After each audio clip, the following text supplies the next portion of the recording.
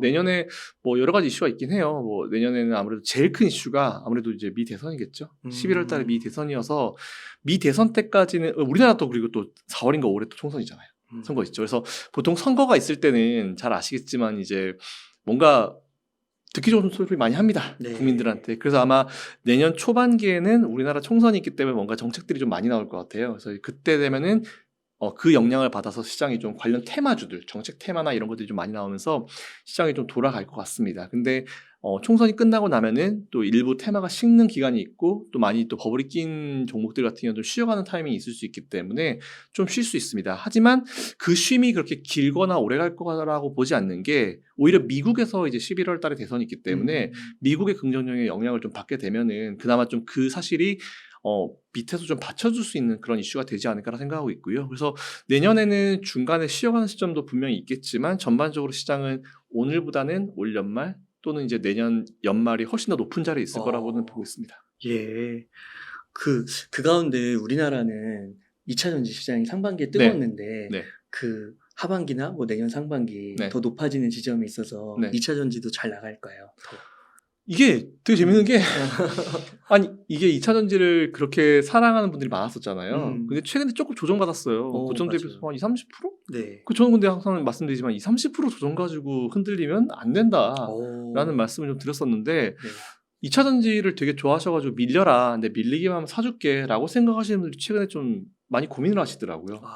근데 오히려 떨어지고 나니까 네, 되는 거죠. 네, 그러면서 뭐 2차 전지 관련해 가지고 뭐 원자재 가격에 대해서 막 뭐 여러 가지 말들이 많이 나오는데 그거는 예전부터도 다들 고민을 할 수 있었던 그런 부분들이었죠. 네. 중국이 들어가면서 단가가 어느 정도 조정될 수 있는 것은 우리가 예상을 했었던 부분인 것 같은데 중요한 거는 저는 다른 것보다는 원래 투자할 때 이제 저는 최대한 심플하게 생각을 하라고 말씀을 많이 드려요.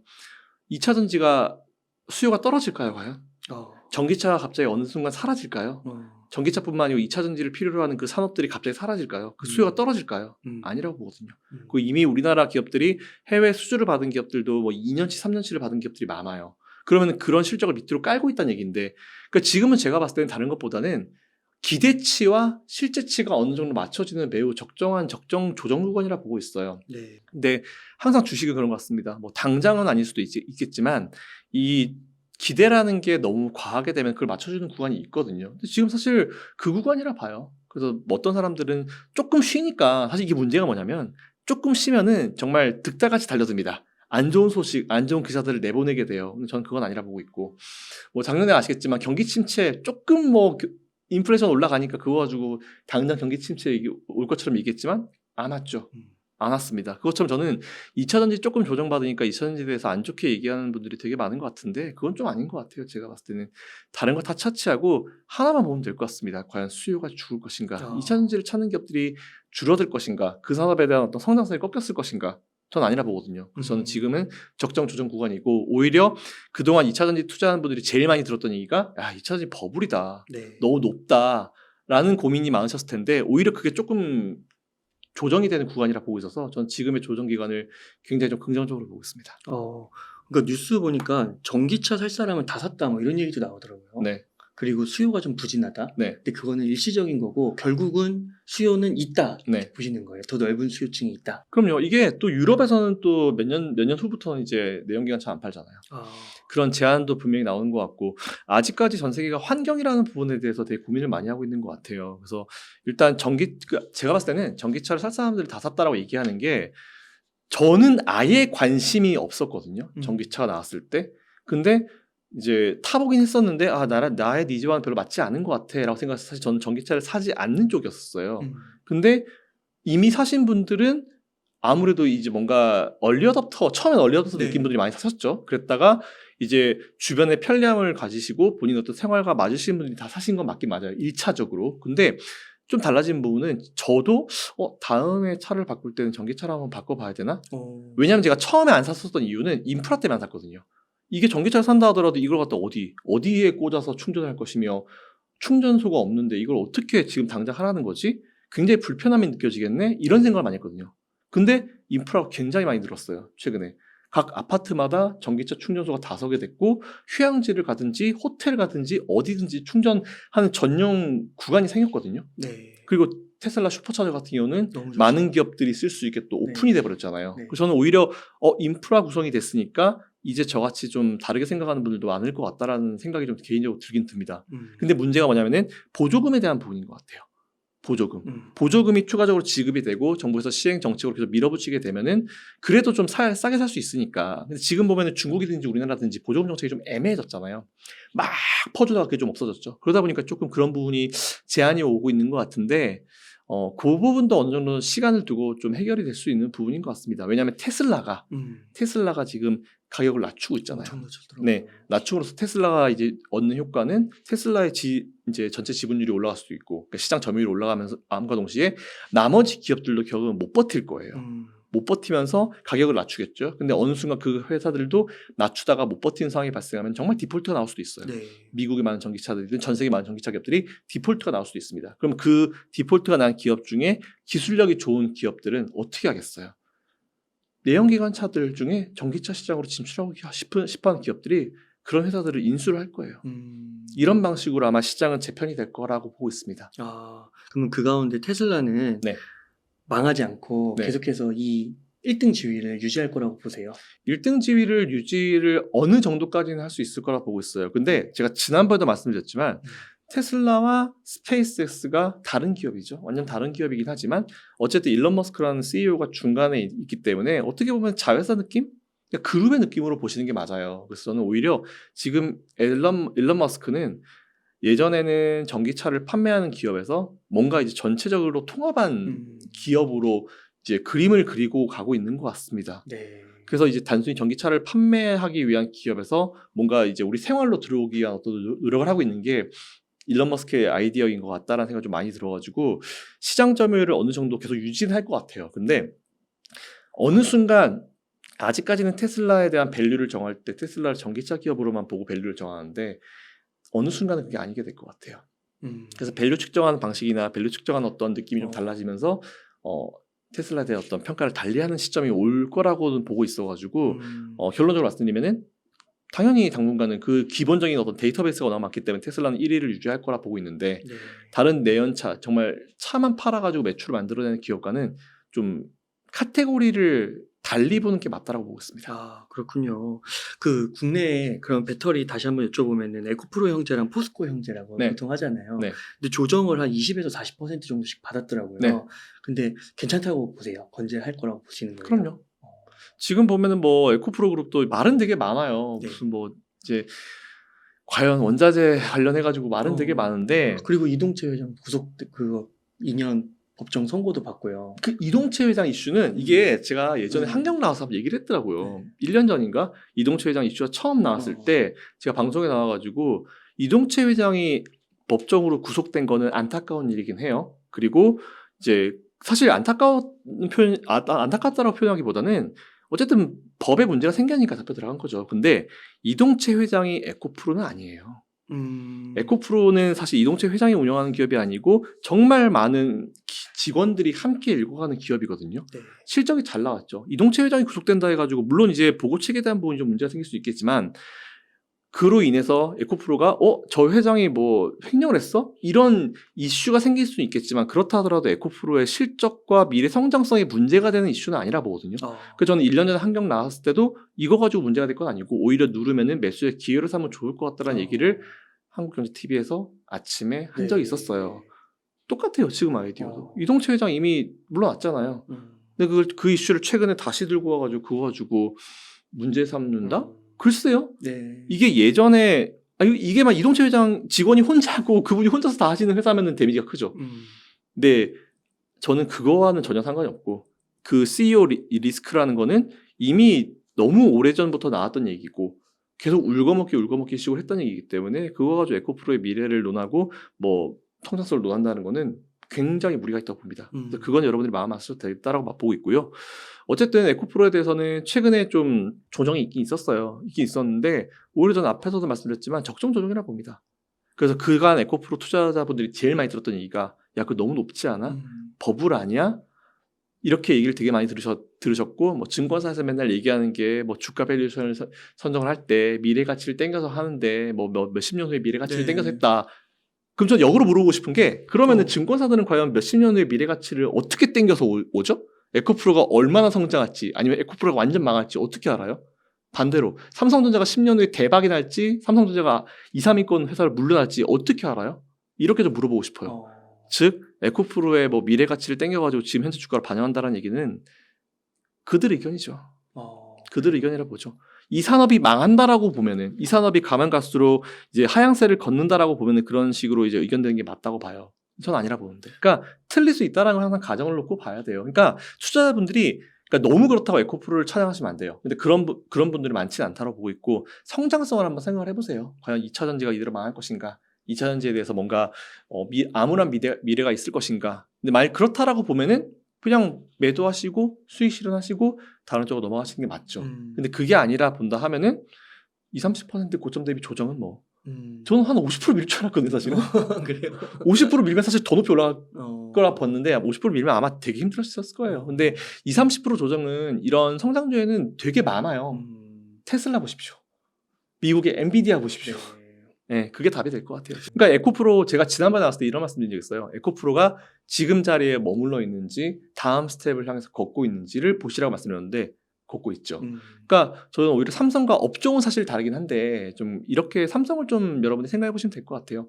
LCD를 삼성이 장악을 하다가 중국이 들어와서 저가 공세를 했을 때 중국이 점유율을 가져가지만 삼성은 그 다음 LED, OLED 이쪽으로 가가지고 그쪽으로 또 장악하고 있고 그 중국은 막 LCD 이렇게 하다가 이제 LCD 아무도 이제 안 쓰게 되니까 결국은 또 그 다음으로 넘어오겠죠. 그럼 또 삼성은 또 그 다음을 노리는 거고. 그러니까 선두 기업, 1등 기업은 항상 되게 외로워요. 그 다음 스텝을 계속 개발해야 되기 때문에. 근데 에코프로가 그거에 대해서 잘 하고 있는지 안 하고 있는지를 주주분들은 꼭 체크를 하셔야 됩니다.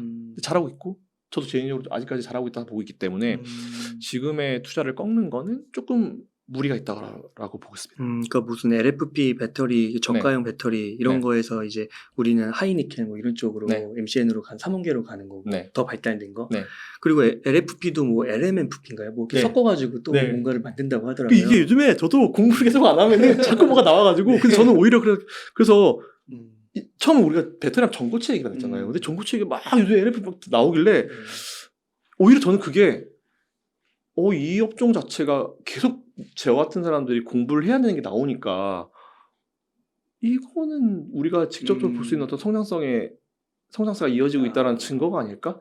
그러니까 그렇게 나오는 삼성전자처럼 우리가 한 단계씩 더 높은 품질의 네. 그런 것들을 만들어가고 있다는 것이죠. 네.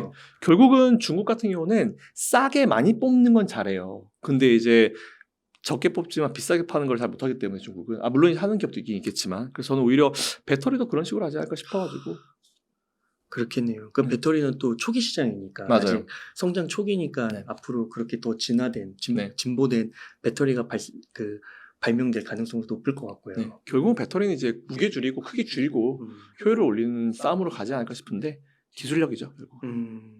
그러면 그 포스코홀딩스 좀 여쭤보고 싶은데 네. 에코프로의 공매도가 엄청 붙었다가 네. 지금은 포스코홀딩스의 공매도가 엄청 붙고 네. 또 모건 스탠리 같은 경우는 한 주가가 한 20, 30%는 빠져야 된다. 네. 그렇게 얘기를 하더라고요. 30% 빠지면 매수하고 싶나 보네요.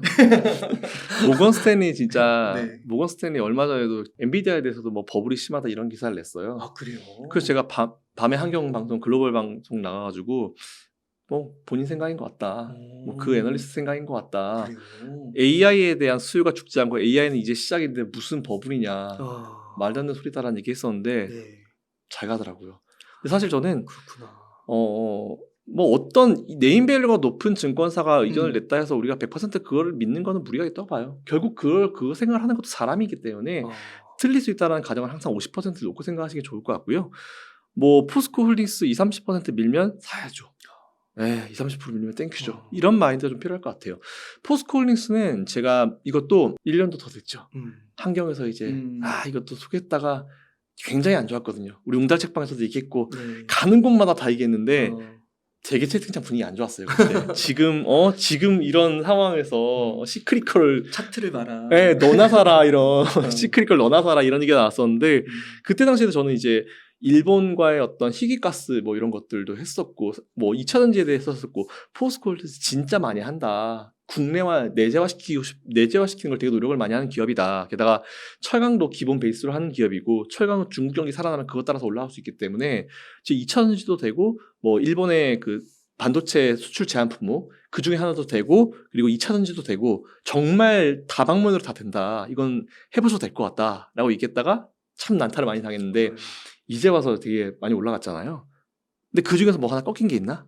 라고 봐요. 뭐 일본과의 관계는 그래도 좀 괜찮아지긴 했죠. 최근에 조금 뭔가 분위기가 풀리는 것 같긴 하죠. 예전보다는 막 서로 치고받고 싸우는 것보다는 우리나라를 일본의 어떤 블랙리스트에서 이제 화이트리스트 다시 들어왔으니까 들어왔나? 하여튼 분위기가 좀 나아지고 있으니까 그거는 괜찮은 것 같은데 중국이 아직 바닥이잖아요. 지금 완전히 바닥을 걷고 있잖아요. 근데 중국 경기 어차피 저는 올 연말쯤 되면은 살아날 거다라고 보고 있어서 내년에는 포스코홀딩스가 중국의 어떤 영향을 받아서 철강바를 받을 수 있지 않을까. 네, 그런 생각을 좀 하고 있습니다. 철강빨도 받고 리튬빨도 받네요. 네. 저는 오히려 그래서 포스코홀딩스 좀 많이 밀었던 것 같아요. 그래요. 네. 지금은 좀 어떠세요? 지금도 ING입니다. 아, 지금도. 네, 지금도 ING. 음. 뭐 차트 좀 보시는 분들은 아시겠지만 매우 적절한 수준의 조정이 만들어졌어요. 그래요. 네, 그래서 저는 에코프로도 마찬가지고, 에코프로 BM도 마찬가지고, 포스코홀딩스도 마찬가지고, 차트 보면서 무슨 걱정? 이런 굉장히 가지고 있어요. 그 혹시 차트 네. 좀 약간 설명 가능하신 그런 부분들이 있을까요? 차트요? 어떤 부분이 그렇게 좀 괜찮은? 사실 차트 같은 경우는 저는 이게 갖다 끼워 맞추기 느낌이 좀 강해요. 사실은 차트는 갖다 끼워 맞추기 느낌이 강해가지고 짬 차트를 설명해달라고 말씀하시니까 제가 뭐 기본적으로 저는 전반적인 추세를 봐요. 네.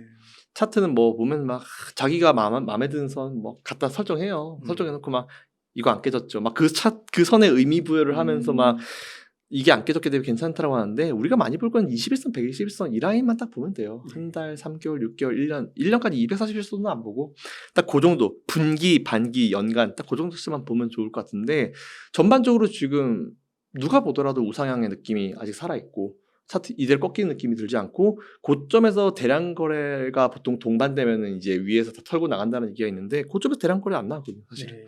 그리고 쭉 주가가 밀렸지만 어느 정도 여기서 바닥을 잡고 있고 우상향으로 좀 잡고 있는 느낌도 있고 21선과 그리고 일목균형 지표 기준선 저는 그 정도 보거든요.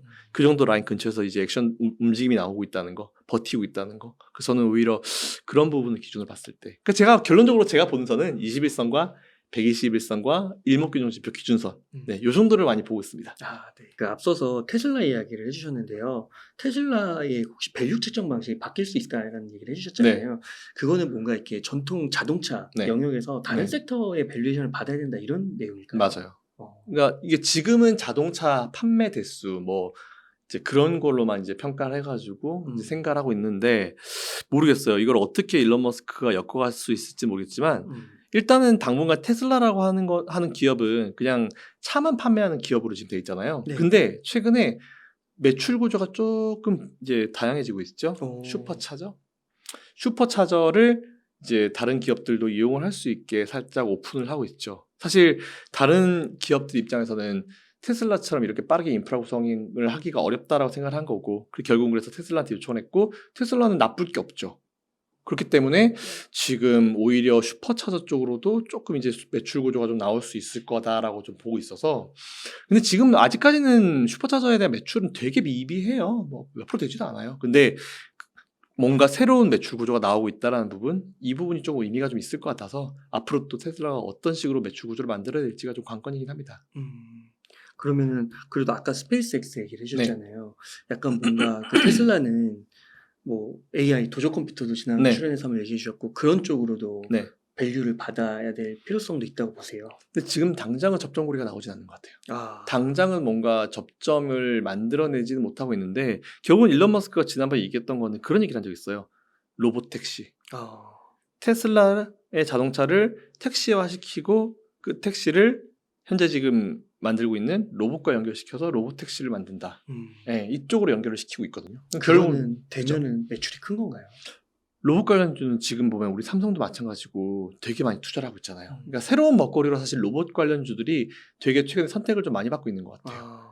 예. 그래서 저는 오히려 그쪽 라인도 새로운 매출 구조로 만들어질 수 있지 않을까 싶고, 물론 처음에 나오게 되면 가격에 대한 부분도 분명히 얘기는 많을 거예요. 그리고 안정성에 대한 얘기도 되게 많을 거고, 이게 되게 먼 미래 얘기긴 한데 밸류를 추가적으로 받을 수 있을 만한 것들을 많이 붙인 느낌은 분명히 좀 있긴 있습니다. 근데 아직 눈에 보이는 건 없어요. 그래서 지금은 아직까지는 자동차 판매 대수 정도로만 생각을 해야 될 것 같고, 슈퍼차저 매출도 얼마나 올라올지도 봐야 될 것 같고, 네, 그거에 따라 좀 많이 달라질 것 같긴 해요. 근데 음. 먼저 로봇보다는 슈퍼차저 매출이 좀 올라오는 거를 보는 게 제일 빠르겠죠. 아무래도. 그 유튜브 보니까 캘리포니아 이런 데는 네. 무인 택시 막 움직이더라고요. 맞아요. 하고 있어요. 네. 그 시범 가동을 하고 있는 거네요. 근데 뭐 지역별로 이제 하고 있긴 한데 결국은 나중에 자율주행으로 가야 되는 부분이잖아요. 근데 아직까지는 조금 스텝이 좀 남은 느낌이 좀 있긴 있는데 그것도 사실 이제 지금 뭐 시간대가 제한이 되어 있거나 아니면 뭐 이제 유료 전환에 대한 부분이 조금 문제가 아직 있어서 뭔가 아직 확 오픈이 된 느낌은 아니더라고요. 네. 그것도 차차 해결이 될 문제라고 보고 있긴 있어요. 근데 단기간에 해결될 문제는 아니고. 그래서 보니까 엔비디아 같은 경우는 네. 바닥 대비해서 진짜 한 4-5배 이렇게 쫙 오르는데 네. 테슬라는 100불까지 떨어졌다가 네. 한 200불 초반, 네. 200, 한 30-40불 선에서 이제 멈췄더라고요. 네. 그러니까 그게 아까 말씀하신 대로 약간 테슬라는 아직은 접종고리가 네. 이렇게 꽉 연결된 것 같은 네. 느낌을 못 받으니까 시간이 좀 필요하다. 네. 시간 좀 필요한 기업인 것 같아요. 제가 봤을 때는. 근데 그게 맞물리는 순간 이제 네. 쫙 또 한번 나갈 수 있다고 보는 거예요. 네. 맞물릴 순간 나갈 수 있죠. 그리고 추가적으로 지금 테슬라는 어쨌든지 간에 보면은 지난번 일론 머스크가 직접 나와서 얘기했잖아요. 시장 점유율을 위해서 판매 뭐 수하는 거는 지금 가격에 대한 부분은 순 마진율 같은 거는 뭐 떨어지는 걸 우리가 감안하고 있다라고 얘기했잖아요. 그래서 지금 딱 그 과정인 것 같아요. 오히려 시장 죽이기. 그나마 지금 테슬라를 따라가고 있는 게 이제 비아디인데 비아디는 사실 아직까지는 중국 내 매출이 좀 크죠. 근데 이걸 해외로 만들어서 어떻게 만들어지냐에 따라 달라질 것 같은데 일단 결국은 나중에 몇 개의 기업이 안 남을 거라 보고 있고 결국은 뭐 품질 싸움 아니면은 우리 생활을 얼마나 더 편하게 해주는 싸움 뭐 그쪽으로 가지 않을까 싶긴 합니다. 그러면 지금의 위치에서 네. 주식을 이제 매수한다고 했을 때 네. 우리나라 분들이 많이 관심 갖는 게 테슬라 엔비디아잖아요. 맞아요. 그럼 테슬라 엔비디아 중에 고민하시는 분들이 많을 것 같아요. 테슬라는 좀 시간이 필요하고 네. 엔비디아는 주가가 계속 올라가고 있고 네. 약간 조정 받았긴 했죠. 네. 고점 대비 한 10% 받았는데 네. 이럴 때 뭘 사야 되냐. 만약 고민을 한다면 어떤 해답을 주시겠나요? 성향 따라 다를 것 같긴 해요. 네. 근데 저는 사실 좀 길게 보는 성향이기 때문에 만일 직장이 있으신 분들 다 네. 있으시죠? 네, 지금 회사를 다니시는 분들 좀 장투 성향이신 분들은 전 둘 다 사시라고 하고 싶어요. 반반씩. 네. 반반씩. 아니면 엔비디아 비중을 조금 높게. 왜냐면은 그래도 올라가는 걸 봐야 재밌으니까. 근데 테슬라도 사실 지금 좀 매력적인 구간이긴 해요. 근데 여기서 더 먹을 수 있고 지금 당장 시장에 핫한 이슈로 올라와 있는 게 뭘까라고 봤을 때는 테슬라보다는 조금 엔비디아 쪽이 가깝긴 한데 둘 다 사실 되게 포기하기 아까운 쪽이죠. 2차 전지나 전기차 그리고 이쪽은 또 이제 그 AI 쪽이기 때문에 둘 다 참 버리긴 아까운 쪽이어서 저는 오히려 좀 길게 보시는 분들은 둘 다 사시는 게 좋은데 이렇게 정리하면 되겠다. 기간을 놓고 길면 길수록 테슬라의 비중을 뭐 5대5 맥스를 5대5로 보죠. 네, 맥스를 정말 많이 길게 봤자 5대5로 보시고 이 투자 기간이 짧으면 짧을수록 엔비디아 비중을 좀 올려가시는 방향으로 쭉. 그렇다고 이제 이게 뭐 테슬라 제로 엔비디아 100 이건 아니고요. 저는 뭐 제일 좋은 거는 테슬라 한 30%는 샀으면 좋겠어요. 30이요? 30%. 30%. 30%. 딱 두 개만 매수한다라고 난 두 개만 매수한 돈이 있어. 이것만 할 거야라고 생각하시는 분들의 전제하에 이쪽 맨 밑은 테슬라 30%, 엔비디아 70%. 그리고 이쪽은 5대5.